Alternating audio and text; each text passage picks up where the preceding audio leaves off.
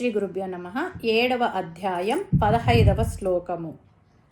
భగవంతుడిని ఆశ్రయించని వారు ఎటువంటి స్వభావం కలిగి ఉంటారో ఈ శ్లోకంలో కృష్ణ పరమాత్మ వివరిస్తున్నారు. ఓం నమాం దుష్కృతినో మూఢాః ప్రపద్యంతే నరాధమా మాయయాపహృతజ్ఞానాః ఆసురం భావమాశ్రితాః. ముందుగా పదపదానికి అర్థం తెలుసుకుందాము.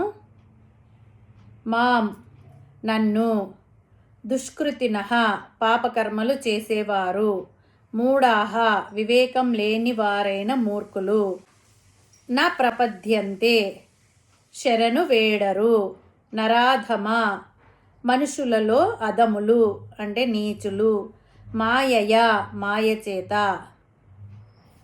అపహృత దొంగిలించబడిన, జ్ఞానాః జ్ఞానము కలవారు, ఆసురం ఆసుర సంబంధమైన భావము, ఆశ్రితాః పొందినవారై.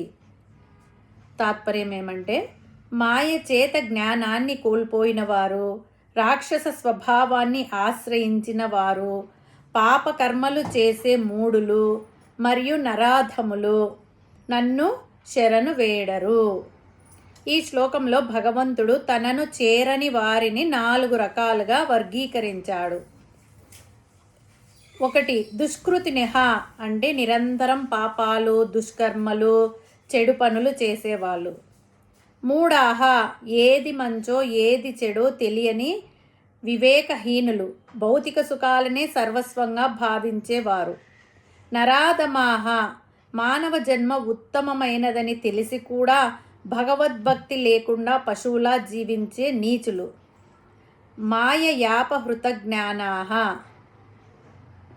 లౌకిక విద్యలు, తెలివితేటలు ఉండి కూడా భగవంతుని మాయ వల్ల నిజమైన ఆధ్యాత్మిక జ్ఞానాన్ని కోల్పోయిన వారు. ఈ శ్లోకంలో చెప్పబడిన 4 లక్షణాలు పురాణాలలోని కొన్ని పాత్రలలో కూడా మనకు కనిపిస్తాయి. ఏవంటే రావణాసురుడు గొప్ప వేద పండితుడు, శివభక్తుడు, మహాజ్ఞాని. కానీ పరశ్రీ వ్యామోహము మరియు అహంకారము అనే మాయ వలన అతని జ్ఞానం హరించుకుపోయింది. మాయయాపహృత జ్ఞానాహు ఈయన ఉదాహరణ. భగవంతుడైన శ్రీరాముడిని శరణు వేడకుండా రాక్షస భావాన్ని ఆశ్రయించి నాశనమయ్యాడు. ఇంకొక ఉదాహరణకు దుష్కృతినో మూఢాహు దుర్యోధనునికి ఏది ధర్మమో తెలుసు, కానీ దాన్ని ఆచరించలేకపోయాడు.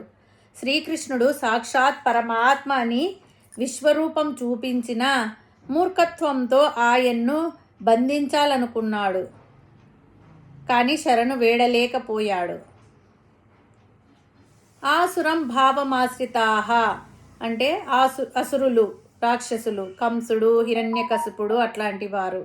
వీరు పుట్టుకతోనే భగవద్వేషాన్ని పెంచుకొని తామే దేవుళ్ళమని ప్రకటించుకున్నారు. రాక్షస ప్రవృత్తితో భగవంతుడిని శరణు వేడకుండా ఆయనతో యుద్ధం చేసి ప్రాణాలు కోల్పోయారు. ఈ శ్లోకం కేవలం అర్జునుడి కోసమో పురాణాల కాలం నాటి వ్యక్తుల కోసమో చెప్పబడింది కాదు. నేటి సమాజంలో మనిషి జీవన విధానానికి ఇది అర్థం పడుతుంది. ఇలా ఎందుకు జరుగుతుంది, వీరంతా ఇలా ఎందుకు అవుతున్నారు అంటే ఒకే ఒక్క జవాబు: వారిలో ఉన్న విచక్షణ జ్ఞానమును మాయ కప్పేసింది. అంటే ప్రతి మానవుడికి విచక్షణ అంటే మంచి చెడు వివేచన అనే జ్ఞానం ఉంది. కానీ ఈ రజస్తమో గుణాలతో కూడిన మాయ వారి జ్ఞానమును హరించివేసింది. మాయ కప్పినప్పుడు వాడు దుష్కృతులు, మూఢులు, నరాధములు, ఆసురీ భావం కలవారు అవుతారు. కేవలం తినడం, నిద్రించడం, ధనాన్ని సంపాదించడమే జీవితం అనుకుంటే పశువులకు మనకు తేడా ఉండదు.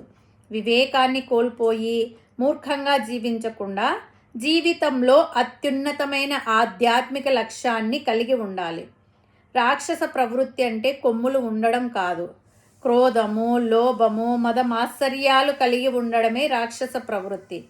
వీటిని వదిలి దైవ చింతనను అలవరచుకుంటే జీవితం ప్రశాంతంగా సార్థకంగా మారుతుంది. కేవలం దుష్కార్యాలతో శరీరాన్ని పెంచి పోషించుకోవాలి అనేవాళ్ళు నన్ను చేరాలి అని అనుకోరు, అంటే పరమాత్మను చేరాలని అనుకోరు. నమాం దుష్కృతినో మూఢాః ప్రపద్యంతే నరాధమా.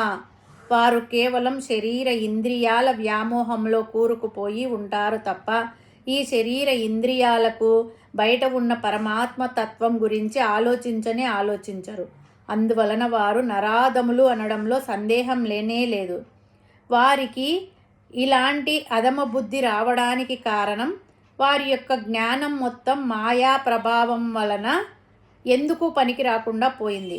కేవలం తమ ప్రాణాలను, శరీరాన్ని, ఇంద్రియాలను వాటిని రక్షించుకోవడంలోనే వారి జీవితం అంతా పూర్తయిపోతుంది. వాటిని దాటి వారు ముందుకు వెళ్ళడం లేదు.